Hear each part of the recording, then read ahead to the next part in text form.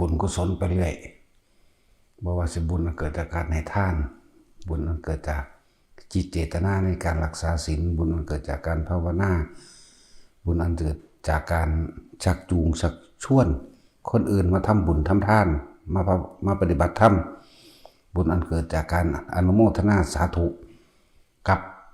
คนอื่นที่เขาให้ทานที่เขาทำบุญจุดใดกระสร้างนั่นแหละบุญอันเกิดจากการบูชาพระพุทธเจ้าทูปาระหะบูชาคือการกราบไหว้ซึ่งพระพุทธรูปแล้วก็หรือพระสังฆรูปมันนี่แหละนั่นแหละเดี๋ยวว่าทูปาระหะบูชาบุญอันเกิดจากการระลึกนึกถึงพระพุทธเจ้าโดยอาศัยเครื่องหมายนิมิตหมายคือต้นโพธิ์ต้นชีมหาโพธิ์อันเป็นเครื่องสัญลักษณ์เป็นต้นไม้ที่เป็นนางตัสรุจังซี่ บุญอันเกิดจากการกล่าวคำระลึกนึกถึงเดี๋ยวว่านึกถึงบทสรรเสริญพุทธคุณมันนี่โอ้ยมันจะเกิดได้หลายอย่างแหละเนาะคือเขาเจ้าเว้ากันเรื่องว่าพระพุทธเจ้าบ่ได้สอนให้สร้างพุทธรูปจังซี่สอนให้สร้างเป็นจังซี่บ่บอกนะอันนี้จากปากพระอานนท์ที่ถามพระพุทธเจ้าโดยซ้ำไปนะหลังจากที่พระเจ้าปเสนไปขอสร้างก่อนสร้างซ้ำพระองค์จริงบนตัวไปขอสร้างก้อนหรือสร้างก้อนขอไม่ใช่ว่าที่จริงสร้างก้อนขอเมื่อกันขอสร้างในขณะที่พระพุทธเจ้าเสด็จไปที่ดาวดึงส์พระเจ้าปเสนเป็นผู้สร้างก้อนมุงนะบ่แม่นมาว่าเอาตำราหลังที่ว่าพระนาคเษนกับพระเจ้ามิลินเป็นบ่สร้างพระแก้วมรกตพระแก้วมรกตบ่ได้เป็นสมบัติของประเทศใดทั้งสิ้นประเทศใดสถานที่ใดปฏิบัติบูชา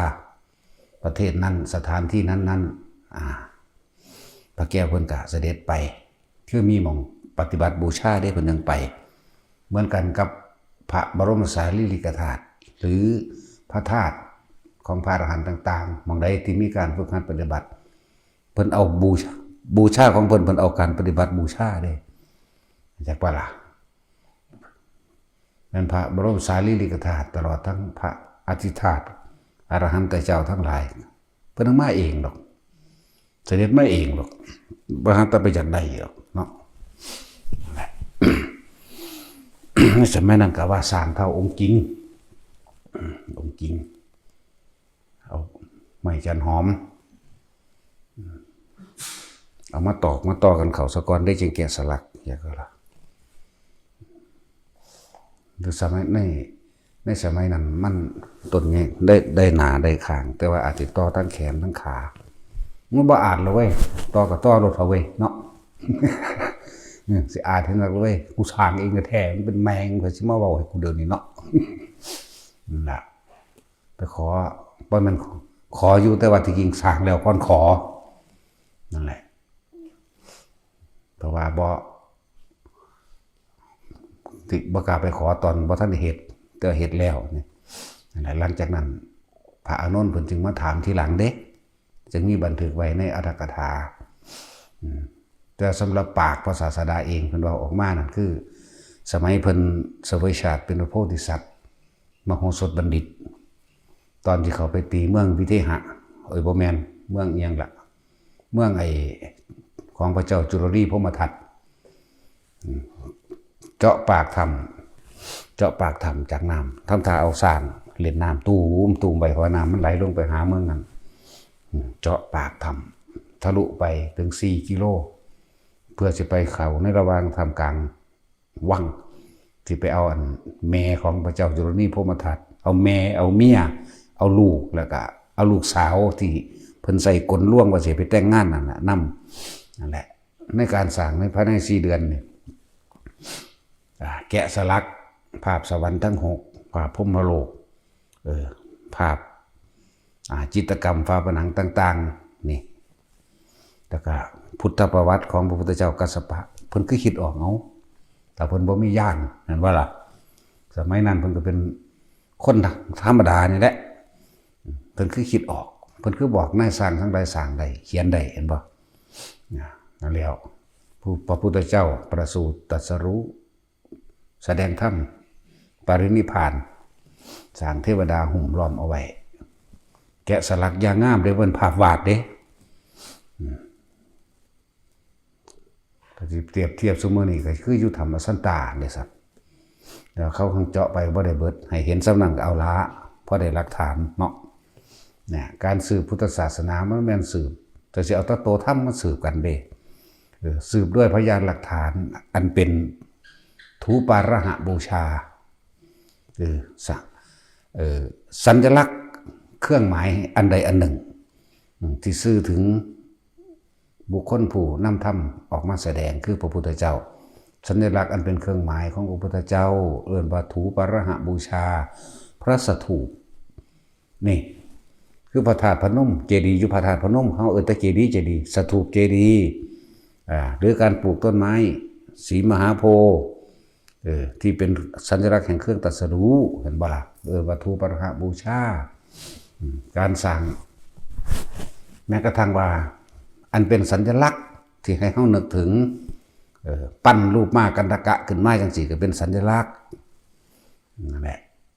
หลายอย่างที่เขาบ่เข้าใจเทวดาบางจำพวกขออย่างขอพระพุทธรูปด้วยซ้ำไปบางจำพวกเวลาเขาขอภูมะแต่ว่าพวกคนท่านพวกภูมะนั่นนะภูมะเทวดาหรือคนท่านแหละแล้วก็ลูกขะเทวดาเมื่อเขาอยากเปลี่ยนภพเปลี่ยนภูมินั่นนะเขาก็มาขอเอาตรงๆเลยแหละขอให้สร้างอันนั้นอันนี้ให้ได้บ่นะถ้าก็ผิดหน้าใครควรเบิ่งแล้วเคยทำบุญทำบาปมานำกันบ่อ๋อเคยผู้อื่นเฮ็ดให้ได้บ่ได้เว้นจากเฮาแหละผู้เดียวเท่านั้นนอกนั้นผู้อื่นเฮ็ดบ่ได้เพราะเขาลงใจกับเฮาเข้าใจบ่ล่ะผู้อื่นเขามันบ่แสบใจเนาะก็เฮ็ดให้จังซี่นะเขาก็ยินดีอนุโมทนาสาธุนำเขาก็ได้รูปกายที่เต็มบริบูรณ์อาการครบ32หูก็บ่หนวกตาก็บ่บอดคือครบสมบูรณ์เลยแหละเขาก็โมทนาสาธุนำเป็นการสืบศาสนาเรียกเอิ้นว่าสัญลักษณ์มันบ่แม่นสืบแต่คำสอนอย่างเดียวที่พวกคัดค้านบอกว่าแม่นกันวาดรูปเอาอยู่ไหมวาดรูปไผซั่นวาดรูปเจ้าของบ่แม่นว่าล่ะมานะทิฏฐิมันได้เว้าแล้วมันได้ว่าแล้วมันบ่ยอมรับแม่นบ่ล่ะมันบ่ลงมันบ่ถิ่มตัวนั้นออกก็เลยวาดเอาวัดใดเดี๋ยวนี้บ่มีรูปพระพุทธเจ้าแม่นว่าซั่นหม่องใดบ่มีเดี๋ยวนี้นะนั่นแหละตำรากล่าวมาว่าแต่ขนาดเขียนใส่ใบใหม่เขียนใส่กระดาษอานิสงส์5กับพุ่นตัวสร้างด้วยเงินและทองอานิสงส์เท่านี้สร้างด้วยดินอานิสงส์เท่านี้สร้าง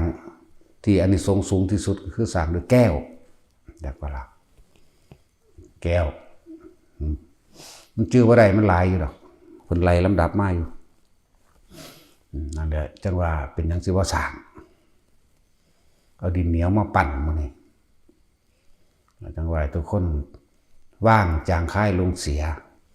บ่มีผู้ใดบอกตะแก่นมันได้ดอกก็โตพระพุทธเจ้าเองก่อนที่ตรัสรู้ก็เป็นคนธรรมดานี่แหละเห็นบ่ล่ะก็มีลูกมีเมียนี่แหละก็ใส่ชีวิตมาครึ่งนึงในอันนั้นแหละในคฤหัสถ์ก็ดีก่อนสิตรัสรู้ก็มีการทำผิดทำถูกเป็นธรรมดาเห็นบ่ล่ะสั่นละเว้ยบ่แม่นไปฮอดปัวขึ้นเป็นพระพุทธเจ้าเลยเด้ว่ามันเกิดมาเป็นพระพุทธเจ้าเลยได้ล่ะนี่ก็เหมือนกันในเมื่อมันมีมาแล้วนะที่พระเฮ็ดพระสร้างไปนี่เฮาก็บ่ได้สร้างแบบเป็นเครื่องประดับประดาเด้เฮาสร้างด้วยความเคารพมากๆเด้นี่บอกผู้ใดเอาพระพุทธรูปเอาหยังมาถวายบ่ว่าสิเป็นพลาสติกที่เขาลอขึ้นมาเฮาก็มีความเคารพแบบเหมือนองค์กิ่งไปเลยเด้เฮาบ่ได้ว่าโอ๊ยอันนี้แก้วนี่บ่มีค่าทองคำมีค่าแค่อันทองเหลืองมีค่า โอ้อันนี้ของเก่าโบราณบ่เกี่ยวกับเก่ากับใหม่เหมือนกันหมดสำหรับเฮาเหมือนกันเบิดบ่ได้เกี่ยวกับรุ่นอีก นั่นเป็นสัญลักษณ์เป็นมหาบุรุษนะเป็นผู้สำคัญเป็นผู้ที่มี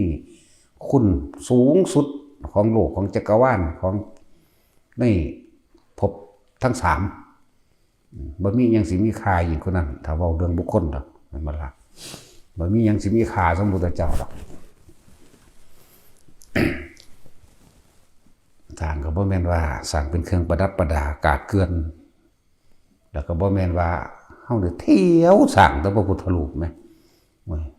ที่สร้างพุทธรูปสร้างไว้เจ้าของเป็นเองโดยตัวซั่นสิปิดบังแม่มันหยังเนาะ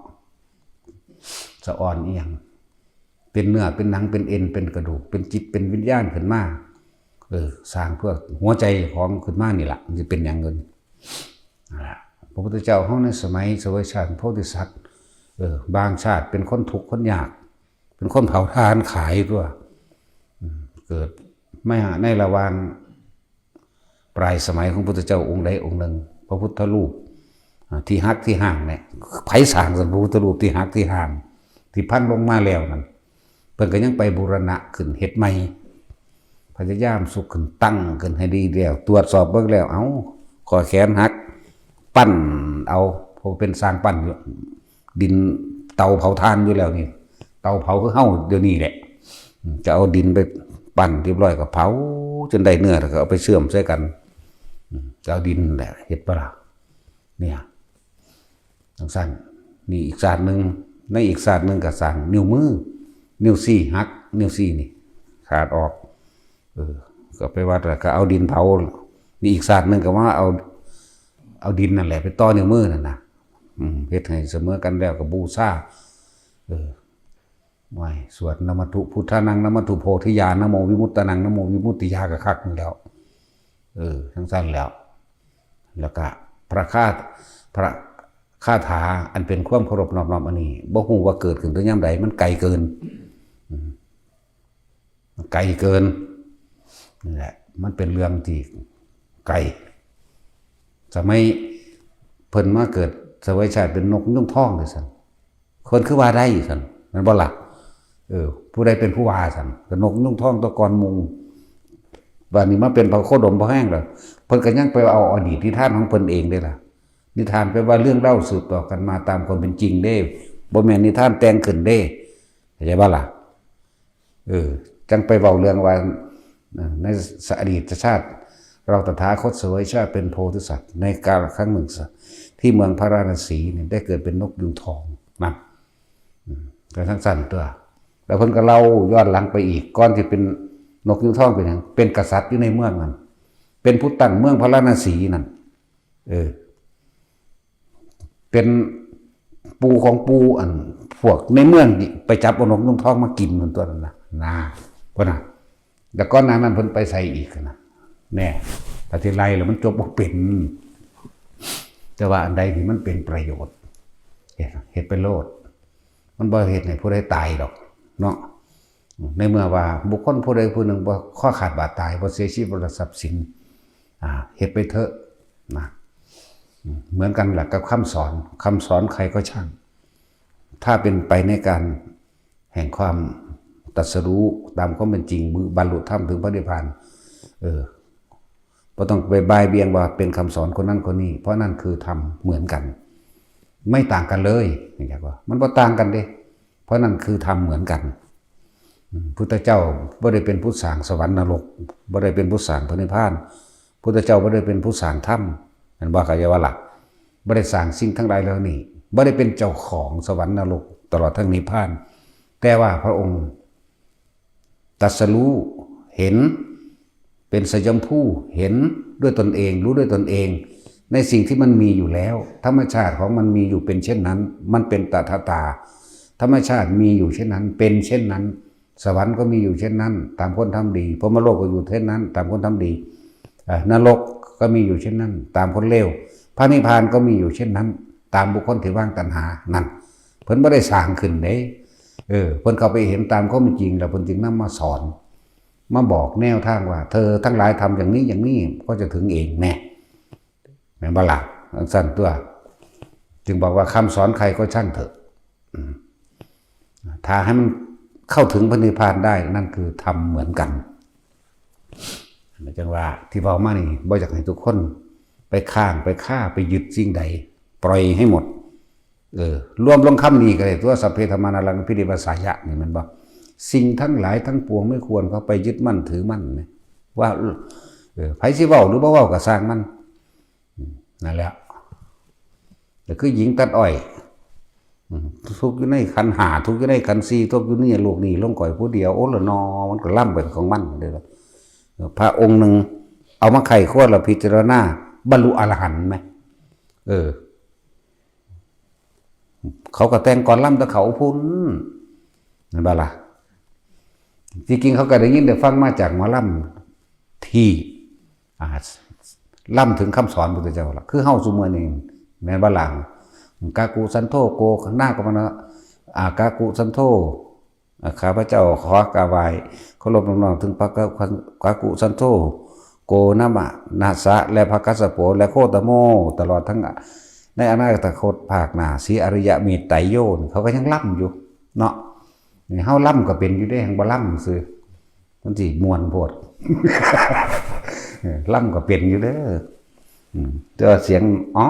มันสิคืองัวห้องว่ะนี่คือพระยิสวนว่ะพระยิสวนเราขึ้นล่ำทั้งปลายขามผมเนาะหรือบันตาดแล้วงัวพวกไว้ล่ะโอ้แล้วเนาะซั่นหลวงตาโอ้ยลงมาแม่ลงมามึงขึ้นไปยังหั่นเป็นได้พี่ม่วนบ่เรื่องจริงเด้อนี่ม่วนบ่น้องล่ำแต่ของล่ำบ่เป็นอิจฉาเขาเนาะว่าดิ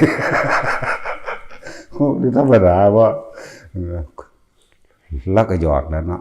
โอ้ยกูก็วันก้อยว่ามันงอหาแม่ว่าซั่นอิจฉาเขาติว่าซั่นธรรมดาว่าล่ำไปอีกเลยมันเอาแม่พี่สอยแม่พูดแล้วเราก็เล่นน้ำได้สอยธรรมดาว่าสอยแล้วเท่าจิตตายไปใบหัวเด็กหน่อยเท่าตายไปใบคุยผัวแล้ววันหัวเด็กหน่อยเมื่อนี่ลาแม่พอสิแม่สิห่มผ้าให้เราก็ยังเว้าอยู่เอาเรื่องจริงได้เลยเท่าจิตตายไปใบคุยผัวว่าระวันหัวเด็กหน่อยเอามานี่ล่ะแม่จะห่มผ้าให้นี่ก็สวยว่าซั่นแล้วเลยก็สร้างทอคำพูดของใครก็ตามนี่ถ้ามันทำให้เราเข้าถึงที่สุดแห่งพระนิพพานได้ไม่ได้ต่างกันคือทำเหมือนกันที่เรามาอย่างไรทุกคนละความเห็นละความยึดถือต่างๆอันใดก็ตามเพราะพุทธเจ้าของตรัสรู้ธรรมชาติตามความเป็นจริงไม่ได้ไปเอาของไผ่มาแต่ว่าเป็นผู้ไปคนพบคนพอกฎแห่งธรรมชาติตาธรรมชาติเป็นแบบนั้นของมันเองคนทำดีก็จำเป็นดีเป็นธรรมชาติของมันคนทำเร็วเป็นไปตามเร็วโดยธรรมชาติของมันคนว่างตัณหาก็เป็นเข้าสู่พระนิพพานก็เป็นธรรมชาติของมันเป็นเช่นนั้นของมันเองตานั่นแหละเป็นถึงใส่แทนคำว่าตถาคตนะเป็นสั้น มีการสร้างพุทธรูปสร้างมานานแล้วเขาก็ต้องสืบพยานหลักฐานโดยวัตถุเงินบละเมื่อสืบพยานหลักฐานโดยวัตถุสืบพยานหลักฐานโดยการจารึกเข้าสู่ในวัตถุนั้นแต่บ่มีสิ่งเหล่านี้เขากับบ่ฮู้ละแต่ว่าพอสร้างเป็นนั่นกันวาดเอาอยู่ไหมเนาะจังว่าให้ทุกคนที่บ่ให้เขาไปยึดติดก็ที่สร้างหรือว่าสร้างก็ถึงในปัจจุบันนี้เขาก็เอาทำคำสอนนั่นแหละเหมือนกันแหละแต่พระพุทธเจ้าพอใส่ผ่ากาสาวพัดให้เขาเป็นตัวอย่างเขาก็บ่ฮู้จักวิธีใส่คือกันเด้เนาะก็รูปร่างหน้าตาบุคคลผู้นั้นจักเป็นจังไดก็ในบันทึกพุทธลักษณะอยู่เด้ตลอดทั้งอนุปยัญชนะ80แม่นบ่ล่ะพุทธลักษณะเป็นจังไดคิ้วดำแบบนั้นแบบนี้ตากลมดำแบบนี้แบบ เขียวนินยังก็ว่าไปปากแบบนี้หูแบบนี้หูยาวเพราะพระพุทธองค์ฟังแต่สิ่งที่เป็นสัมมาทิฏฐิมีลิ้นที่ยาวสามารถเลี่ยทำความสะอาดใบหน้าได้ถึงเลี่ยบนถึงปลายคิ้วปลายผมบนใดยุนาภาเลี่ยรอบใบหน้าได้จนถึงใบหูนั่นสิเพราะพระพุทธองค์พูดแต่สิ่งที่เป็นสัมมาทิฏฐิมันมีเหตุแห่งการใดมากหมดนั่นแหละมีแขนยาวโดยไม่ต้องย่อตัวคือปลายนิ้วมือเพิ่นถึงเข่ามีนิ้วมือที่เสมอกันมีนิ้วเท้าที่เสมอกันมีส้นน่องที่ยาวมีฝ่าเท้าที่นูนเสมอกันของพวกเฮามันเว้าเลยเห็นปะของพวกเฮามันเว้าลงนั่นล่ะแล้วก็มีไล่อย่างละอนุพยัญชนะ80อย่างในหันมีรูปนกขุ่มมีรูปนกยุ่งมีรูปสร้างรูปม้าอันเพิ่นเกิดมานั่นแหละคุณแจ็คบ่ล่ะมีรูปกระต่ายมีรูปจักรมีรูปนาครูปคนรูปเกวียนรูปรถรูปหงส์รูปอย่างเต็มอยู่ในตีนเพิ่นข้างละ40เรื่องอื่นว่าอนุพยัญชนะทั้ง80เวลามีขนมีอุณาโลมเกิดขึ้นระหว่างกลางคิ้วนี่ก็ว่าไปนั่นแหละวงลายพอชื่อว่าได้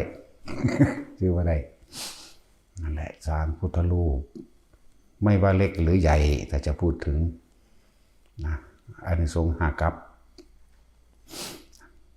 นี่หมายถึงว่าเขาเกิดเป็นวายอยู่ในเฉพาะพุทธศาสนาและ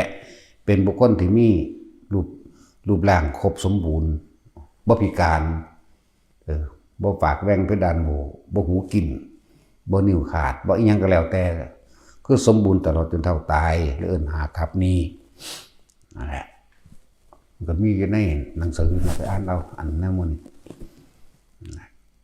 พระเจ้าปัสเสนเป็นผู้สร้างก้อนหมู่นี่แต่ที่ว่าตอนหมู่พระอานนท์พระอนุรุทธะหมู่กษัตริย์ที่มาบวชนั่นมันเขาเจ้า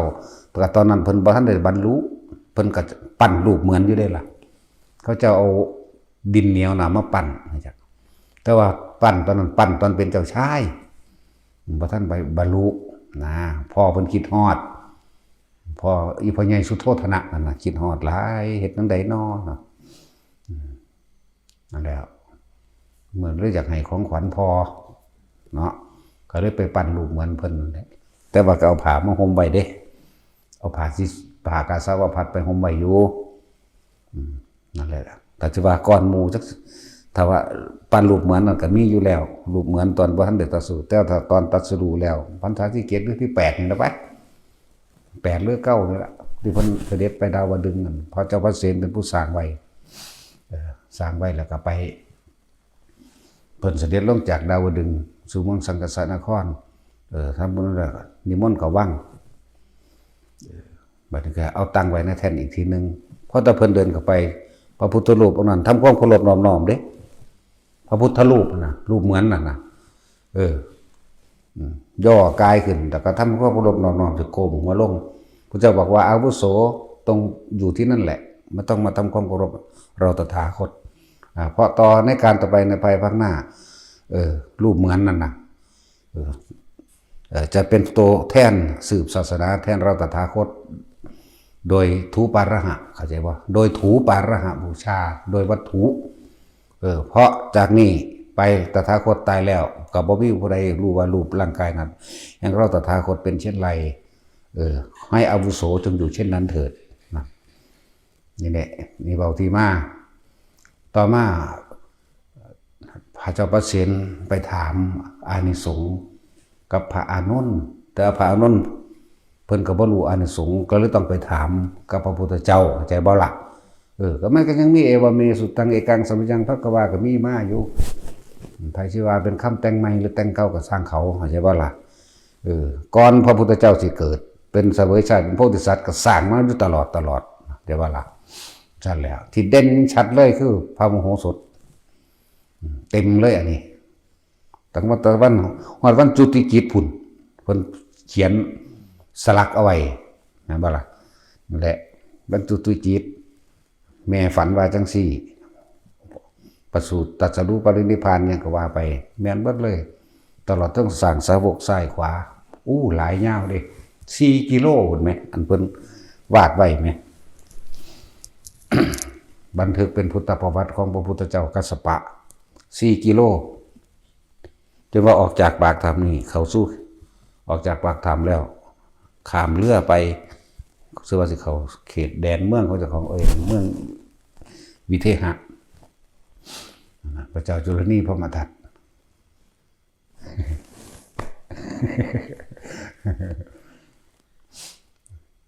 แล้วในสมัยนี้คือชัดเจนดังนั้นกับพวกเขาบ่ค่อยได้อ่านมันก็มีในพระไตรปิฎกทั้งเบิดนั่นแหละมามีศาสตร์ละเล็กละหน่อยอย่างสินะบางที่ศาสตร์ที่เพิ่นปั่นนิ้วมือนิ้วสี่นั่นหลังจากนั้นล่ะก็ไปเกิดเป็นพระอินทร์อยู่36ครั้ง36ชีวิตแต่ก็จังมาเกิดเป็นเจ้าฟ้ามหากษัตริย์ที่เป็นคือครองราชย์โดยบ่ได้เป็นเมืองขึ้นของไผอีกอยู่ถึงพันศาสตร์เพิ่นเด้เวลาขาศึกศัตรูเขามาต่อสู้เนี่ยเอานิ้วมือสี่ซื่อๆก็ล่มเลยกันนะนั่นแหละไปหาอันเอาที่จะบอกไปหาอันเอาบ่มีผู้ใดมันจักคนหรอก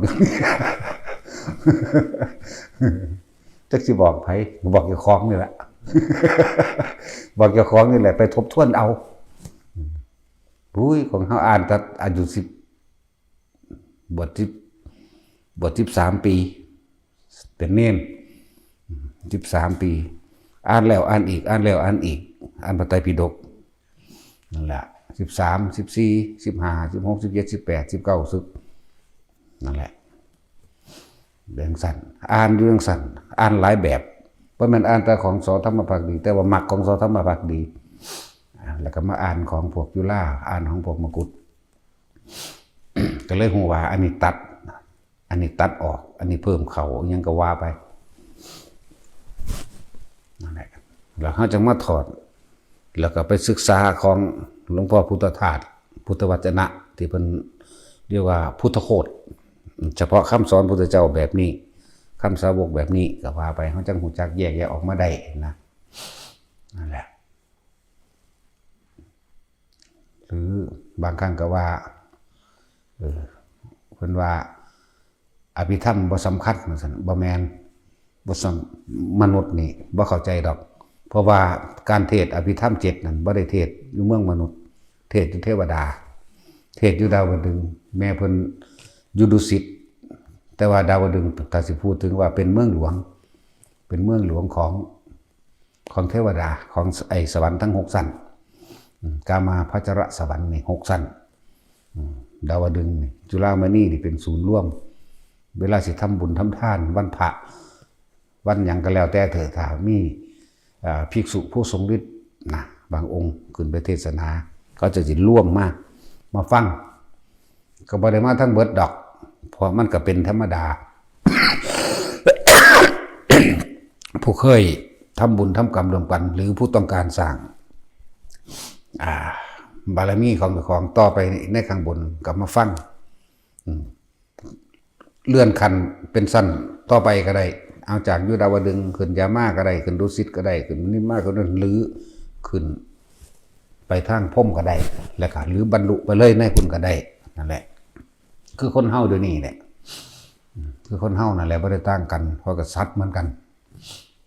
นั่นแหละแต่ว่าพวกที่ได้สั่งสมแล้วจากเมืองมนุษย์เนี่ยป่ะเนี่ยเขาก็เลยต้องเอาสมบัติเก่าของเขาต่อกันพวกบ่มีคำว่าสุตตะนี่มยะปัญญานี่การได้ยินได้ฟังทำให้ก่อเกิดปัญญาถึงแม้ว่าเฮาสิรู้เฮาบ่ทันได้บรรลุตายไปพอดีไปขึ้นสวรรค์ใดมีพระอรหันตเจ้าผู้ทรงฤทธิ์ขึ้นไปแสดงธรรมเฮาก็ไปต่อเฮาขึ้นสั้นต่อไปได้เด้ขึ้นสั้นต่อไปได้บางองค์กับบรรลุเลยแม้นสิอยู่จาตุมก็สร้างบรรลุอรหันต์เลยเพียงกันบ่เลยก็ได้อยู่สั้นได้ก็สร้างบรรลุไปเลยก็มีนะแต่ว่าขอให้ทุกคนได้ในขณะนี้ซะก่อนได้ในขณะเป็นมนุษย์เท่านี้แหละ นั่นแหละตอนเพิ่นเทศบทกุศลธรรมาขึ้นซื่อนะเอาว่าบทนี้เทศ7 วัน บรรลุอรหันต์เท่านี้โสดาเท่านี้สกิทาคาเท่านี้เห็นไหมบ้างบทมหาสติปัฏฐานเนี่ยบรรลุหลายกว่าหมู่นะบรรลุหลายกว่าหมู่พระปุคราบัญญัติเทศอยู่6 วันบรรลุเท่านี้โสดาเท่านี้สกิทาคาเนี่ยอรหันต์เท่านี้สรุปแล้วก็คือหาประมาณไม่ได้เทศอะไรเทศนานที่สุดก็คือมหาสติปัฏฐานนั่นแหละเทศนานที่สุด14 มื้อจังซี่นะบรรลุเท่านี้ก็ไล่ไปนั่นแหละว่ามนุษย์เลยบ่ได้เข้าใจปานใดในความละเอียดนี่แต่พระสาวกเพิ่นเลยพ่อได้จดจารึกบันทึกเอาไว้อยู่พ่อได้เป็นเข้าเป็นมุ่นให้ซื่อๆนะบ่แม่นว่าบ่จำเป็นแต่ว่าบ่จำเป็นสิว่ามันยังเหตุปัจจโยอารามณปัจจโยอธิปัจจโยกับบ่จะคล้องกันว่าอยู่เนาะตำหนิจักน้อยหังบ่ศูนย์ดอกตำหนิอยู่แต่ว่าตำหนิโดยธรรมนั่นแหละทางบ่ได้ศูนย์ดอกต่างฝ่ายต่างสืบมาของไผของมันก็สืบกันบ่เต็มทั้งเบิดดอกแม่นบ่ล่ะคำว่าสืบนี่คือหมายถึงสืบศาสนาสืบแนวทางของพุทธะสืบศาสนาพุทธสืบแนวทางสืบวิชาสืบความรู้พระสาวกก็ยังเป็นผู้เลิศคนละอย่างแม่นบ่ล่ะบ่ซั่นสิว่าเอตทัคคะบ่เอตทัคคะเลิศคนละอย่างกันพระบางองค์ก็เลิศทางการทรงฌานพระบางองค์ก็เลิศทางการเข้าฌานพระบางอื่นก็เลิศคือจังทั้งฤทธิ์ทั้งเดชทั้งปัญญาพระกังขาเรวตะนี่เลิศทางการทรงฌานเด้แต่ว่าเป็นที่น่ารำคาญของเพิ่นคักอยู่เด้ เกิดยังขึ้นแลนทำอีกแลนทำแล้วแลนทำอีกเป็นตะรำคาญคืออย่างเนาะแต่ว่าเฮาก็ได้ความรู้น้ำเพิ่นนี่แหละนี่ได้ความรู้น้ำเพิ่นถามพระพุทธเจ้าให้อันนี้เฮ็ดจังใดนี่เป็นจังใดมันก็เป็นซ้ำเงินงักแม่นอีหยังแลนไปถามอีกล่ะโอ้ยปีมันคือคนหัวลุกมันยังโอ้ยคุณตะกายปีไปเฮ็ดอีกแบบแลนไปถามอีกแล้วนะแต่มันเฮาฟ้ามึงใส่ซะก่อนมัน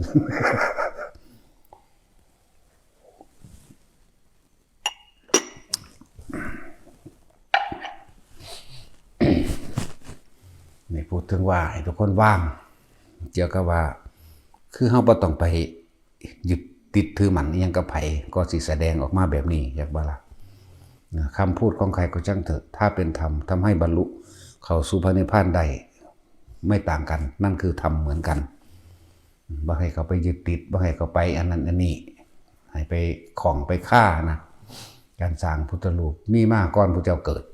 นะการภาวนาพุทโธมีมาตั้งสมัยสุเมธาดาบทนะบ่ล่ะสีอสงไขยตัวแล้วมีมากก่อนนั้นอีกเพราะว่าพุทโธพุทธังยังก็แล้วแต่นี่ล้วนแล้วแต่เป็นการสื่อสารความหมายถึงพระพุทธเจ้าผู้นำความรู้อันประเสริฐมาให้พวกเฮาได้ปฏิบัติสร้างมาเรื่อยๆนั่นแหละประเด็น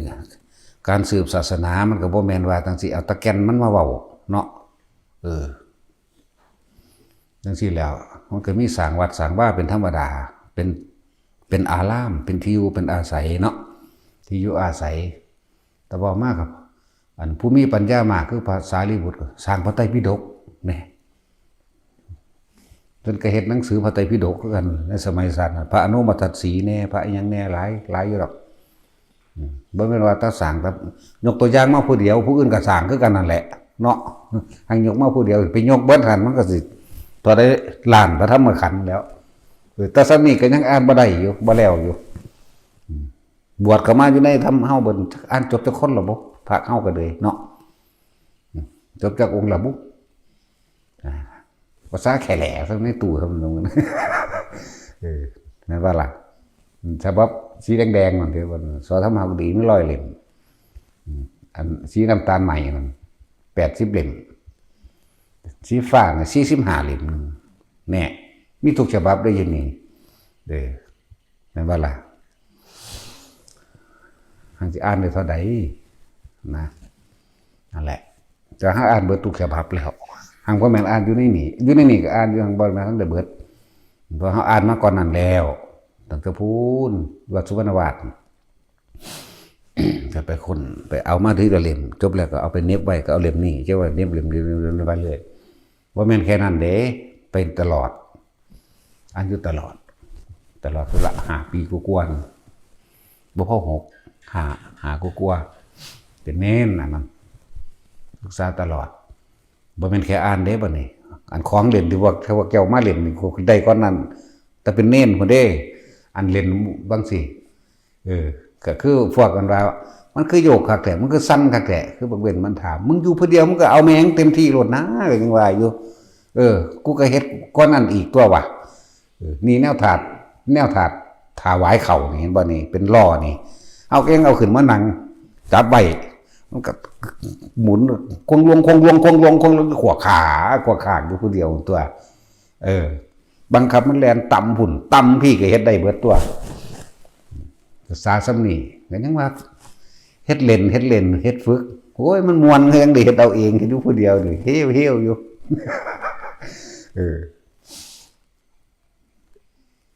ตะกี้มันบ่ค่อยมีกระเบื้องแบบนี้ดอกมันมีแต่เทปูนมันเป็นปูนมันบ่เป็นร่องแบบนี้เด้มองเฮาเฮ็ดนั่นน่ะมันเป็นปูนก็คือนั่งดีๆแล้วเอาแบบนี้หมุนแล้วบัดนี้กวงหมุนตำพุ่นตำพี่บ่จับไว้มันสิตกอยากบอกล่ะบัดเต้นก็เต้นได้สิบอกให้เต้นตักไปวิธีพัฒนาปีติมันโยกบ่ให้มันโยกหน้ามันก็โยกขวาซ้ายบ่ให้มันโยกมันก็หมุนบ่ให้มันหมุนก็เต้นตักไปแล้วง่ายหลวงปู่เฒ่ามันก็สิดังแห้งตัวผมกลางคืนเนาะห้องขึ้นสุดเสียงโอ้ยจังไดมึงสิหนีจากกูได้หีแม่งเอ้ยห้องด้วยห้องใส่ซื้อเด้ตั้งอย่างนี้สิความเห็นว่าเป็นคือเขาแล้วธรรมดาบ่นั่นแหละเฮ็ดเล่นเฮ็ดไปโลดเวลามันลอยมันก็ลอยไปของมันนั่นแหละอุ้ยมันบ่แม่นเฮ็ด2 มื้อ 3 มื้อสิเป็นเนาะมันก็เฮ็ดมาโดนก็ดอนเฮ็ดฝึกไปฝึกมามันมีแนวเล่นเว้ยก็เล่นอันนี้แล้วเล่นโยกเล่นสั้นเล่นซ้ายเล่นหมุนเล่นไปละจนว่ามันลอยไปพุ่นละไปนั่นแหละของเล่นเฮ็ดอันนั้นเฮ็ดอันนี้ออกจากผ่าออกจากมือบ่ว่าแตะผ่าแล้วนั่นแหละพวกเขาเฮ็ดเบิ่งแหน่ก็บ่ฮู้ว่าสิว่าจังไดในวิธีก็บอกวิธีแล้วก็ไปต่อยอดเอาเองก็ยังว่าอยู่ก็บ่ฮู้ว่ามันออกมาได้จังไดคือกันนั่นแหละอธิบายบ่ได้มันออกจากผ่าก็อธิบายบ่ได้บ่ว่าหินบ่ว่าแม้กระทั่งเอาหนังสือนี่ส่งไปให้อีกผู้นึงเฮ็ดได้ทีเดียวเฮ็ดฮู้แล้วสำนั้นแล้วก็บ่เฮ็ดอีกเฮาเอาหนังสือนั่นน่ะหนังสือวิสุทธิมรรคนี่แหละพับใส่กับคมใบซื่อๆนึกเล่นๆซื่อๆได้ล่ะหนังสือไปหาผู้นี้อยู่ซั่นเอามือคมไปซื่อๆบึบลงอีหลีหนังสือไปผ่ายังพุ่นตกต่อหน้าเขาพุ่นเป๊ะลงต่อหน้าเขาพุ่นเอาได้อีหลีนั่นเด้อได้ก็ได้แต่ตัวอธิบายบ่ได้คือกันแล้วเฮ็ดไปเฮ็ดมากันไปค่ำๆอยู่ในห้องนั่นแหละอยู่ในประตูนั่นแหละพิงข้างๆวามออกมาทางนอกได้เฉยไหมธรรมดาบอกก็บ่เข้าใจคือกันมันออกมาได้จังไดแต่มันเข้าบ่ได้ที่มันหลอกทางในไว้หลอกทางในไว้เนาะค่ำๆคือเฮาพิงมันทะเนิงอยู่ซื่อๆนี่แหมมันวามออกมาโลดมันสิไปเข้าใจมันออกมาได้จังได๋แต่ของออกเอาเองเป็นเอาเองก็ยังงงอยู่แม่มึงบาดนี่กูสิเข้าไปได้จังใดก็งัดตาต่างก็เติงเอาเดี๋ยวมาทางเอางัดออกก่อนก็บุกโง่บ่ได้แล้วก็เฮ็ดเอาไว้แล้วเจอหลวงปู่เฒ่าเด้อโอ้โหหุยอยู่จังได๋อีแหมงสิหนีจังได๋อีแหมงสิหนีอยู่ว่าซื่อดอกนั่นแหละหลายแบบเสือว่าสิเป็นทั้งสันได้เสือว่าสิเข้าใจได้ก็เล่นอยู่พอแห้งเด้เล่นเด้ว่ามันเอากิ่งอย่างว่านี่เฮ็ดเล่นอันนั้นอันนี้บัดสิเข้ากับเขาได้วามได้คือกันเสือกใครอยู่ถ้าเขามันไปล็อกประตูเรียกว่า คือเขาล็อกประตูกุญแจไว้คือกันบ่ได้เข้าใครแต่ว่ามันแกะหน้าต่างออกมาได้ซื่อๆตัว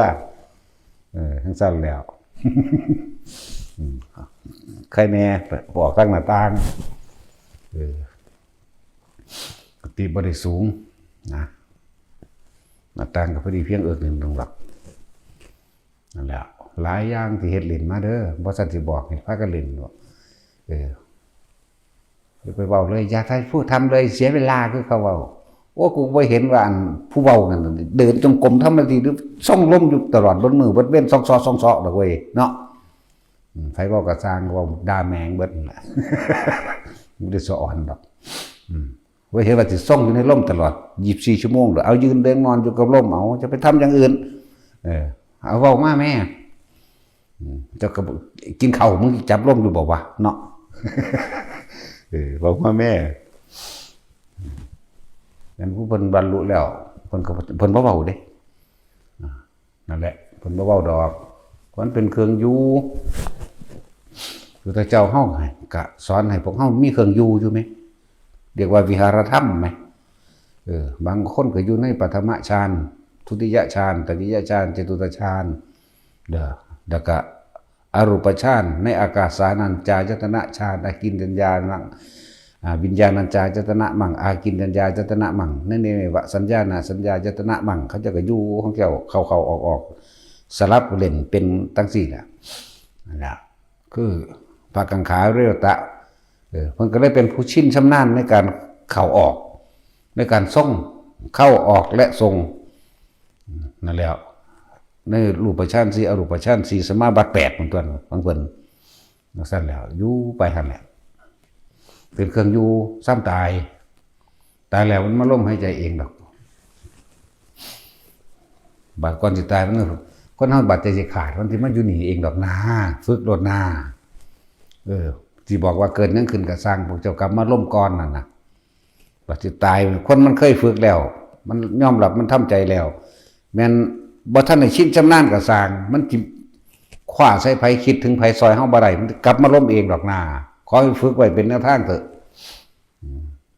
ฝึกไว้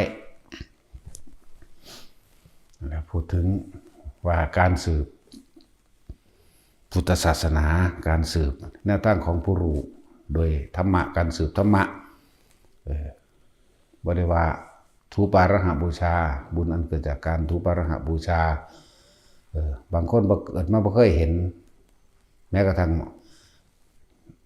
เรียกว่าอันตรธานแห่งพุทธศาสนาคืออันตรธานของศาสนาของพระพุทธเจ้ากัสสปะจังสิบ่มีพระสงฆ์จักองค์ใจบ่ล่ะบ่มีเลยแต่คนนั้นก่อนที่ตายไปนึกถึงต้นโพเห็นบ่นี่ต้นโพเป็นเครื่องตรัสรู้ของพระพุทธเจ้าตายไปสวรรค์ใดทั้งสี่แล้วตอนนี้ผู้นี้ก็ไปกราบพระสถูปเจดีย์นั่นทูปาระหบูชานึกถึงสตุเดี๋ยวอันนี้ยินเขาว่าเป็นสถานที่บรรจุกระดูกพระพุทธเจ้าตัวตายไปสวรรค์บ่ว่าจะเป็นของพระสงฆ์บ่ว่าจะเป็นของพระพุทธเจ้าเด้อบัดนี้พระพุทธรูปนั่นแหละก็เป็นทูปาระหบูชาเดียวกันนั่นแหละบ่เคยเห็นตัวจริงนะก็ไปไหว้พอดีตายซ้ำก็ไปสวรรค์แน่มันทำให้เกิดความสงบเย็นภายในตัวเองความสงบเย็นอันเกิดจากการเคารพนอบน้อม คือการระลึกนึกถึงอย่างสิไหวเขาจะบอกเรื่องนั่งนั้นมือนั้นเป็นมือเวียนเทียนในสมัยของพุทธเจ้ากัสสปะแม่บอกเราเป็นซ้ำหน่อยเราหาก็ได้16 ปีนั่นแหละพ่อกับแม่หวงบ่อยากให้ไปวัดน้ำพ่อกับแม่พูดจะพากันไปเวียนเทียนบอกง่ายๆจะไปเวียนเทียนในสมัยของพุทธเจ้ากัสสปะนั่นแหละนั่งอยากไปทั้งที่ตั้งใจไว้แล้วนี่ถือดอกไม้ไว้แล้วนี่อาการปิติพระอุปงคาปิติเกิดขึ้นทำให้กายนั้นลอยไปถึงก้อนพ่อแม่เจ้าของอีกพูนไปมันไปคอยๆลงของมันเองอยู่ต่อหน้าต่อตาพระสถูปเจดีย์พุ่นนั่นแหละอุปงคาปิติทำให้กายนั้นลอยขึ้นลอยไป ไปเลยแล้วก็เกิดความปราบปลื้มปิตินิ่งอยู่ข้างเล่าไปหอดแม่ไปถึงแล้วเอ้าเจ้ามาได้จังใดอีหลากันหนูก็บ่รู้คือกันเกิดความขนลุกขนพองสยองก้าวน้ำตาไหลเกิดขึ้นกายร่างกายนี่ก็ลอยไปเลยลอยออกทางหน้าต่างกันจนว่ามาถึงตรงนี้ก็เลยมากราบไหว้อยู่นี่มาหอดก่อนพ่อแม่อีกนั่นแหละจังสั้นก็มีนั่นแหละเกิดจากการฝึกขึ้นก็มีแต่ว่าของเพิ่นนั้นมันเป็นเองของมันบ่ได้ฝึกบ่ได้หัดอหยังดอกแต่ว่าเราอยากไปเราตั้งใจไว้แล้วพุ่นเราไปเลี้ยงงัวอยู่พุ่นนั่งอันนั้นนั่นแหละหลายอย่างเด้อสะสมไปพวกเฮาสะสมไปมันบ่เฮ็ดอย่างเดียวดอกหน้ายังไปก็ดีทางพุทธรูปมีอานิสงส์แล้วผู้สร้างพุทธรูปผู้แรกรูปเหมือนพุทธเจ้าคือพระเจ้าปัสเสนส่วนนั้นนี่มาสร้างในพศประมาณ500นึงดอกอันเรื่องพระแก้วแต่ก่อนนั้นเขาเจ้าสร้างพระพุทธรูปแกะสลักบ้านใดเคยเห็นว่าไผก็ดีแกะสลักใหม่เก่าๆนั่นแหละต้นแบบตัวอย่างมันมีมาแล้วเฮาสิเห็นน้ำหอเจ้าบ้านมั่งเฮาสิเห็นน้ำหอพระพุทธตามบ้านหรือในวัดเก่าๆนั่นแหละที่เขาเจ้าแกะสลักรูปไม้นั่นนะเขาเจ้าแกะบ่งามดอกหูยาวๆตึงๆหัวกะปุ่มกะปั๊มยังก็ว่าไปกับฝีมือบ่ดีบ่งามก็สร้างดอกแต่พี่มองมันงามคือใจสิตอนเฮ็ดปอกๆขึ้นนั่นน่ะตอนจิตใจสิระลึกถึงคุณของเพิ่นหรือบุคคลผู้นำผู้ทำออกมาสิพี่ได้มองมันได้บุญบางพี่ได้ปอกแต่ว่าอาศัยวัตถุนั้นเป็นเครื่องสื่อสารถึงคือเฮาเอาดอกไม้ไปบูชานั่นแหละคือบ่ห้ามแน่ซั่นเนาะเพิ่นก็บ่กินดอกไม้ก็เลยคือเฮาเอาน้ำหอมไปสิทธิ์ใส่องค์พระธาตุเจดีย์หรือไปอาบสงน้ำพระหรือพวกเฮาพากันเฮ็ดอยู่เดี๋ยวนี้นั่นว่าล่ะน้ำหอมนั่นเพิ่นก็บ่เอาไปทาคือกันนั่นแหละมันบ่ดมดอกเป็นเครื่องสื่อสารถึงพี่ตัวสำคัญคือตัวใจของพี่ตัวความคิดของพี่เฮาเฮ็ดได้ซ้ำนั้นในเทศกาลนั้นบ่แม่นสิถือเอาแต่ทำแบบนิพพานนั่นบ่ล่ะก่อนหน้านั้นเจ้าของก็บ่รู้ตัวบ่มีผู้ใดรู้มันจะเกิดดอกนั่นพูดถึงว่า ทางเฮาก็บ่แม่นสร้างแบบเป็นเครื่องประดับเฮาบ่แม่นโดยบ่มีเหตุมีเหตุนะมีดอกจังสร้างถ้าขอมากก็สร้างให้เนาะเป็นจังซั่นอย่างชำระหนี้สงฆ์จังซี่แล้วก็บางใดก็สร้างที่เฮาสร้างธรณีสงฆ์ถ้าบ่มีแผ่นดินก็บ่มีหยังตั้งอยู่ได้เห็นบ่ล่ะแล้วเพิ่นเอิ้นว่าวิหารทานกันร่วมแล้ว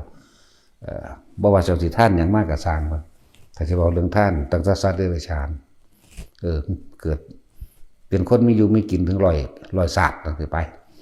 ให้เดรัจฉานมีอานิสงส์100ให้คนบ่ดีมีอานิสงส์ 1,000 ให้คนดีมีศีลมีอานิสงส์ 10,000 เห็นป่ะให้คนทรงฌานมีอานิสงส์แสนโกฏให้โสดามีอานิสงส์ประมาณไม่ได้แสนโกฏก็มันสิประมาณได้อยู่บ่ล่ะนี่คนทรงฌานก็เลยถ้าสิเปรียบเทียบในสมัยตะกี้ว่าฤาษีชีไพทั้งหลายผู้มันได้ฌานเห็นบ่ล่ะนั่นแหละให้พระโสดาสกิทาคานาคาจนถึงอรหันต์ถึงพระพุทธเจ้าแม้น100 ครั้งก็สู้สังฆทานครั้งเดียวไม่ได้ก็ว่าอีกได้บัดอ้าววันนี้สังฆทาน100 ครั้งก็สู้วิหารทานครั้งเดียวไม่ได้มันเป็นจังได๋ซั่นก็เลยว่าถ้าบ่มีแผ่นดินอยู่มันก็บ่มีอิหยังเป็นที่รองรับได้นั่นแหละที่นี่เฮาสร้างแผ่นดินแล้วเฮาก็สร้างคนนำตัวเนาะ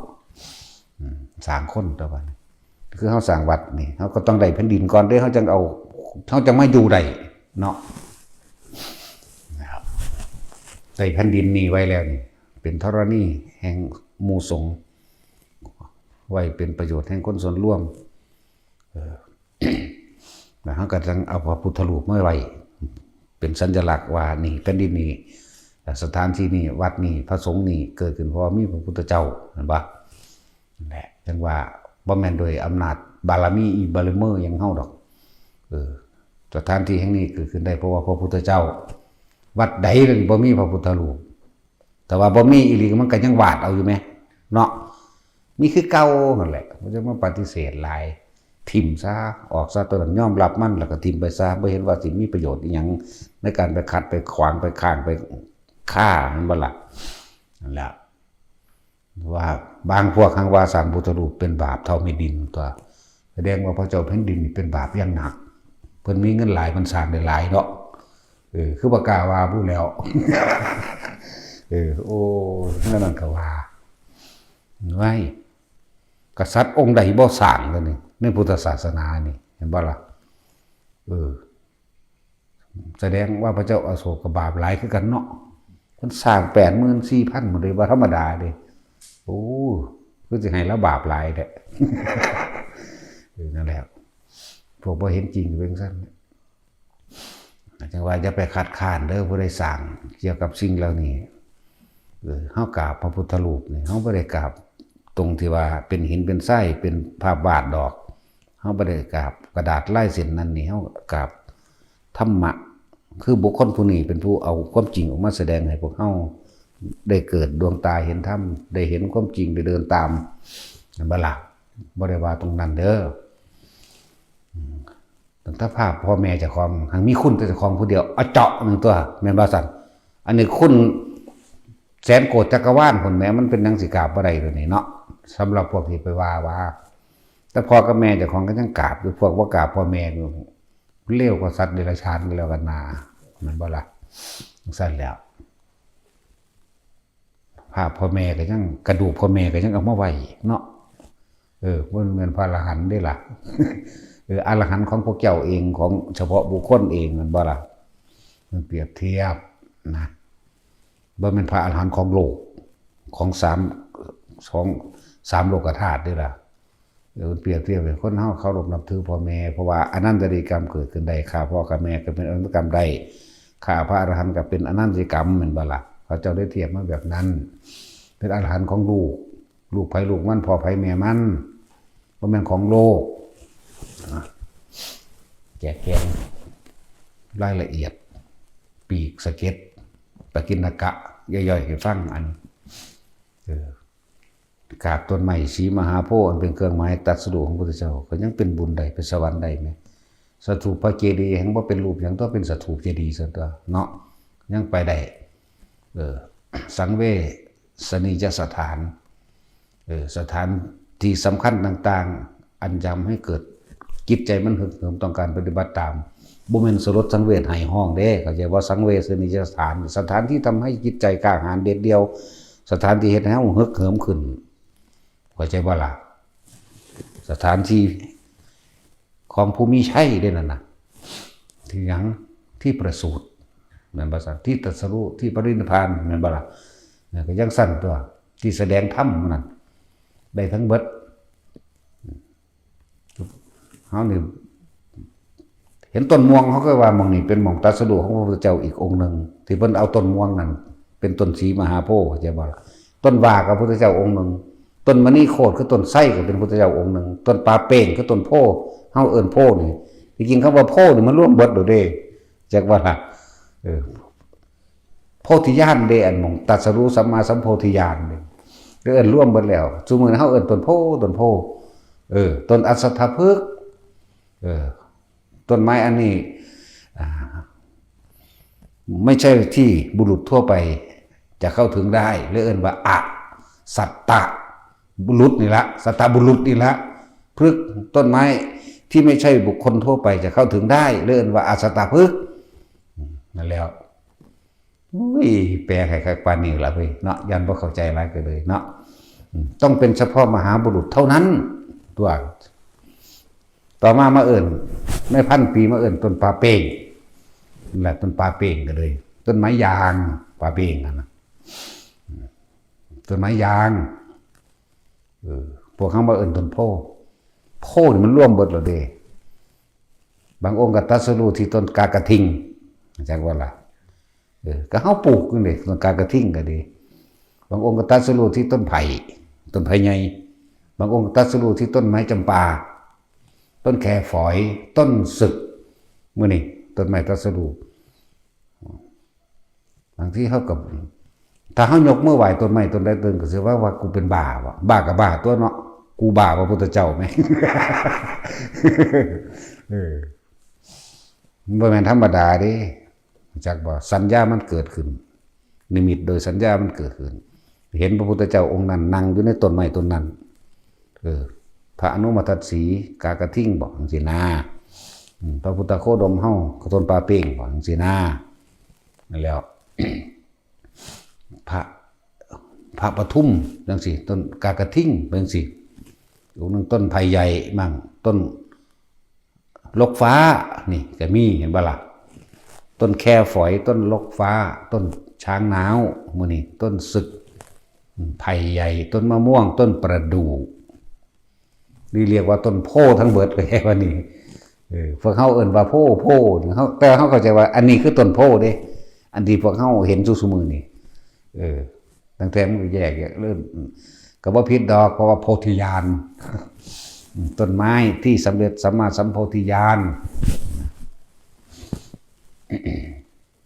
อย่างกระสร้างพวกเขาไผทำความดีอันใดก็ตามโมทนาเบิดฟังดอนน้อมเข้ามาสู่ตนตัวเองติดขัดมองใดก็แก้ไขตนเองตรงที่นั่นคนเฮาเป็นธรรมดาที่บ่เคยทำผิดบ่มีเนาะความผิดนี่ไผก็บ่ต้องการแม่นบ่ล่ะบ่มีไผต้องการแต่ว่าผิดแล้วก็แก้ไขตนเองนะให้โอกาส2 ครั้งสำหรับเฮาหมายถึงสถานที่เฮานี่ให้โอกาส2 ครั้งครั้งที่3ไม่มีแต่ถ้าให้โอกาสดูหลายมันเกิดกลายเป็นสันดานไม่ดีจะเอาไว้ทำไมก็จะว่าล่ะให้โอกาส2 ครั้งในความทำผิดครั้งที่3ไม่มีนะไล่หนีจังซี่แหละไล่หนีเพราะว่าความรักความเมตตาเด้บ่แม่นไล่หนีเพราะรังเกียจเด้เนาะถ้ามึงอยู่โดนมึงสิบาปหลายเรียกบ่ที่เฮาไล่หนีก็เหมือนกับด่านั่นแหละแม้ว่าพวกแก้วด่าพวกแก้วศูนย์ได้จังด่าเนาะตาดูนตาแดงขึ้นแม่นบ่ซั่นเฮาบ่ได้ศูนย์บ่ได้ตาดูนตาแดงได้แต่ว่าด่าแมงแล้วลูกเขาอีแตกหมาเลยบ่ได้ศูนย์เพิ่มขึ้นคือพวกแก้วเด้พวกแก้วศูนย์ขึ้นจนสั่นได้จังด่าแบบนี้เนาะเฮานี่เป็นธรรมชาติมันหนาด่าก็ด่าแมงก็ได้นั่นแหละหลายอย่างที่นำมาเว้าให้ฟังเรียกปกิณกะธรรมสัพเพเหระแต่งสั้นล่ะเนี่ยพวกเจ้าบ่เคยได้ยินได้ฟังเนาะแต่พวกเจ้าได้ยินได้ฟังก็สมญาสุบสิบอิจฉากันตั้งเป็นหมู่เป็นกกกันเนาะแล้วจึงบอกแล้วถ้าผู้ใดสิเว้าพื้นกันอยากว่าคนไม่นินทาผู้อื่นไม่มีในโลกเด้อบ่เป็นนัตถินินทาอนันทิโตคนไม่นินทาผู้อื่นไม่มีในโลกเด้ก็จะว่านี่บ่แม่นว่าคนไม่ถูกนินทาไม่มีในโลกอุ้ยเว้ามันจะของดีหลายเถาะเนาะว่าคือจะของดีนี่แม่นว่า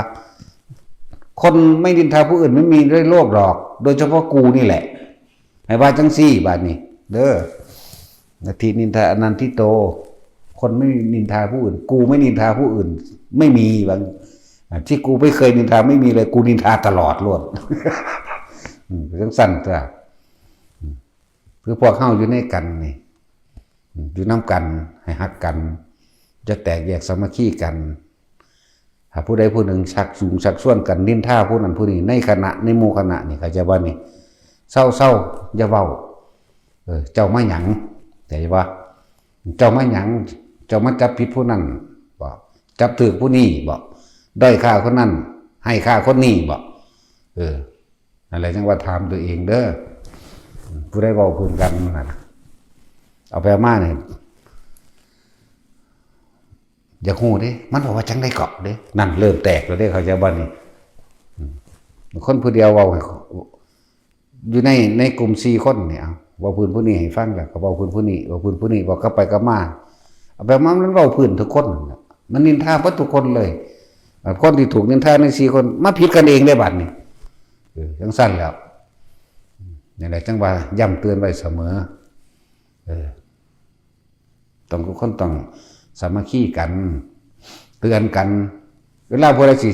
จะผิดนินทากันปุ๊บนี่เศร้าๆอย่าเว้า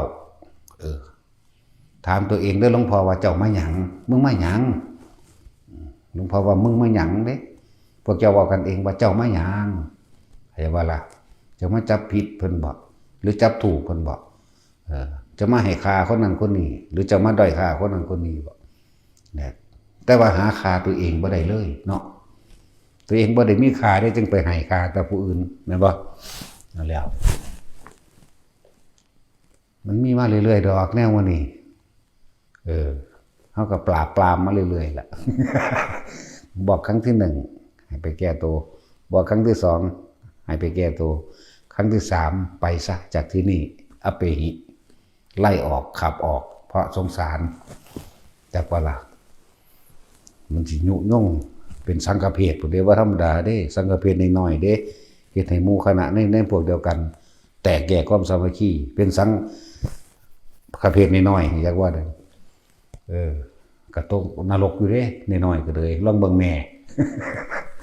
สั่นแหละแล้วก็เป็นเครื่องกั้นมรรคผลนิพพานของตนพร้อมเด้อกับคนที่ปฏิบัติธรรมเด้อผู้นี้สายนี้เอาเว้าเรื่องสายผู้นี้ภาวนาพุทโธผู้นี้ว่าแต่อานาปานสติขวางกันเข้าใจบ่ผู้อานาปานสติบ่ขวางผู้พุทโธหรอกจังซี่นะแต่ผู้นี้โอ้ยผิดวิธีเจ้าผิดจักว่าล่ะบัดนี้อันผู้ไปขวางหมู่ว่าผิดภาวนาบ่ลงภาวนาบ่สงบนะผู้บ่ขวางสงบปล่อยวางได้เป็นระดับแต่ว่าผู้ไปตั้งตนว่าไปขวางถ้ำเขานั่นน่ะแต่ขวางเลยบ่ลงเองก็จะว่านี่มันไปยึดมั่นถือมั่นในอันใดอันหนึ่งนั่นแหละจึงบอกว่าบ่ต้องไปยึดมั่นถือมั่นอีหยังอันใดมันเป็นเครื่องซื้อน้อมนำให้เกิดความเสียสละให้เกิดความทำดีสนับสนุนกันเลยมันว่าเป็นเรื่องข้อขาดบาดตายสนับสนุนกันโลดนะมันบ่ได้เฮ็ดให้ผู้ใดเสียชีวิตและทรัพย์สินบ่มีผู้ใดเดือดร้อนให้ไปนะอย่าไปเหนียวหลังอย่าไปทวงกันไว้คือจังเฮาไปกรุงเทพนะเนาะเฮาอยู่อำนาจเฮาก็ไปสายอำนาจทั่ว เป็นผู้อยู่นครสวรรค์ก็ขึ้นไปถนนสายนั้นตัวเนาะผู้อยู่ภาคใต้ก็ขึ้นถนนสายนั้นก็ไปกรุงเทพคือกันอยู่ไหมเนาะหลักกรรมฐานแต่เราโดยพระพุทธโฆษาจารย์เขียนเอาไว้40อย่างพุ่นไหมแต่สำหรับพระพุทธเจ้าเพิ่นก็บอกว่าอานาปานสติอยู่เพิ่นก็ตรัสรู้อันเดียวนี้เพิ่นเราแล้วเว้าอีกย้ำแล้วย้ำอีกเน้นแล้วเน้นอีกกับมันบ่ทันได้เข้าใจครับเป็นธรรมดาแล้วก็เฮ็ดไปต่างๆนานาสารพัดไปซะก่อนเป็นการสั่งสมคนเฮาสั่งสมก็มีความเพียรมีความพยายามมีความอดทนไปพร้อมศรัทธาธรรมดาแล้วก็จึงเริ่มครับศรัทธาจึงเริ่มมีกำลังเป็นอาจารศรัทธาเป็นว่ากล้าอยากว่าอย่างเด็ดเดียวยังอาจหารอาจารศรัทธาเอาตายเขาแรกจากจะละจมบ่นั่นแหละอาจารแต่คือจะละจมนั่นแหละนั่นแล้วจังซั่นกล้าหาญบากบั่นใส่โดยบ่ได้คำนึงถึงสิ่งใดเลยอาจารศรัทธาจังซั่นนั่นแหละหลายอย่างมานี่เว้าสัพเพเหระพวกเราฟังไผสิภาวนาพุทโธก็ตามสัมมาอรหังก็ตามนามาพัทธะหรือสิเว้าคำใดก็แล้วแต่นั่นเป็นเครื่องกำกับความคิดเอาไว้บ่ให้มันไปแต่ว่าทุกอย่างที่ภาวนาย่อมประกอบด้วยลมหายใจเหมือนกันนี่กันนี่มันบ่ล่ะจึงว่าจะไปขวางกันล้วนแล้วแต่เป็นความดีเหมือนกันบ่แม่นว่าสิเน้นผูกขาดแต่อันเดียวสิรับตาก็ได้บ่รับตาก็ได้แต่ว่าของเฮานั่นน่ะถนัดลืมตาเว้ยเฮารับตามา20 ปีแล้วเด้หากระมื่นตาได้10 ปีนึงเด้ รับตาหลง เลื่อนไปรับตาหลงว่าเจ้าของรู้โดยไม่ได้รู้ว่าเจ้าของหลง หลงว่ารู้แต่ไม่รู้ว่าหลงเนาะงงว่าตัดสิน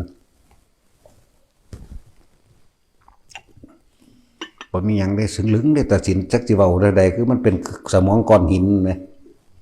หินแม่ลังเลยบ่แม่นลูกลังแบบมันก้อนใหญ่ ลูกยังกระซางถ้าประกอบด้วยความรู้สึกตัวนี่ตั้งหากเด้อนี่อย่างหนึ่ง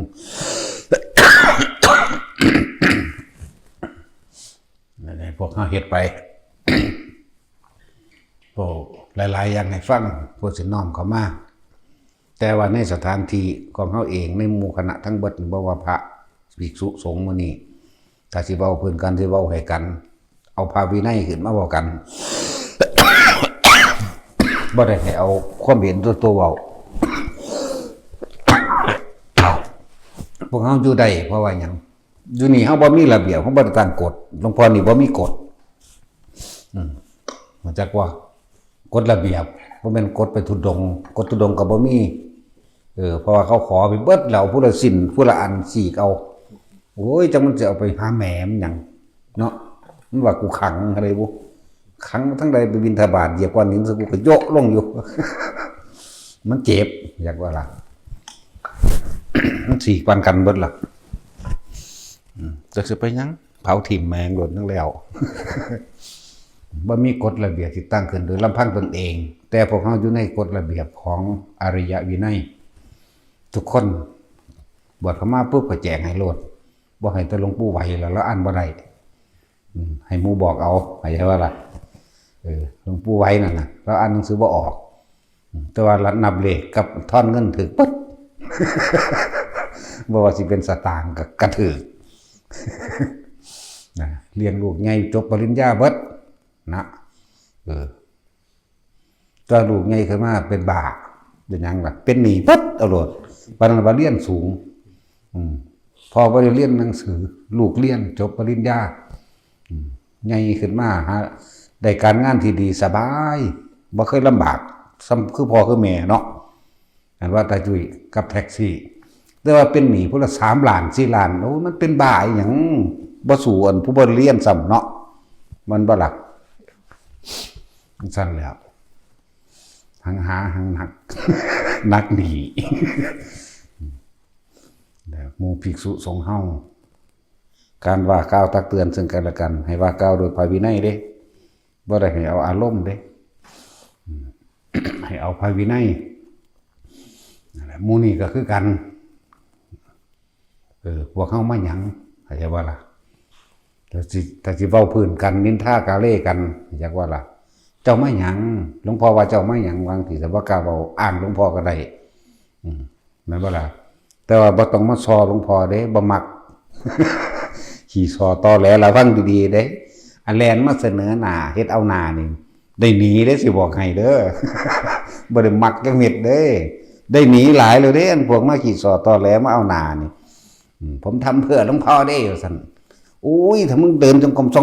งๆอยู่เบิดมืออันนั้นแหละเฮ็ดเพื่อกูวะเข้าใจว่าล่ะไปเบิ่งยังไดเดินจงกรมส่องๆอยู่เอาขยันขนาดแดดออกผ่าคมหุ้มหัวเนาะเอาจังซั่นไปส่องเบิ่งอีกแล้วนั่งอยู่หั่นไปส่องเดินอยู่หั่นแม่นว่าล่ะอันนี้ต่างหากที่เฮาต้องการบ่แม่นกวาดขยะมาจากกองนึงแล้วมาอ่านเฮาล่ะผมทำเพื่อหลวงพ่อเฮ็ดอีหยังกับเพื่อหลวงพ่อแม่นบ่ล่ะคมเหงหมูกับเพื่อหลวงพ่อ ได้หนีสิบอกให้เด้อแต่ว่าเพื่อหลวงพ่อคือบ่เฮ็ดนำหลวงพ่อบุว่าซั่นซั่นแหละเฮ็ดตามเพิ่นตัวถ้าจะเพื่อเพิ่นแหมเฮาบ่ต้องการคำยกย่องเฮาบ่ต้องการให้เพิ่นได้มาเอาหน้าผมเมื่อยขนาดเลยวันนี้ก็เพื่อหลวงพ่อได้เนี่ยยามึงได้หนีเร็วๆแนวนั้น ได้หนีเบิดเอาโลดพวกนั้นเพื่อหลวงพ่อสุขเฮ็ดเพื่อสูเป็นหยังเฮาต้องการหยังเดินจงกรมทำสมาธิยืนเดินนั่งนอนอยู่แตะกับทำอย่างเดียวนี่แหมบ่ต้องมาบอกจักเบิดนั่นแหละเนาะอยู่ป่ายังหูจักหลวงวิธีเราก็ยังหาวิธีอื่นอ่างม่วนมาก ฝันหลวงพ่อบอกให้กลับว่าซั่น เอาเขายังเอาไปเขาไปอ่างไงฝันถึงหลวงพ่อว่าเพิ่นอยากหาแนวรวมเพิ่นอยากมากทางนั้น หลวงพี่กอบเนาะฝันอยู่ว่าเด้ตั้งแต่จากหาหมูมาตั้งแต่มันไปบ่ได้บ่ไหว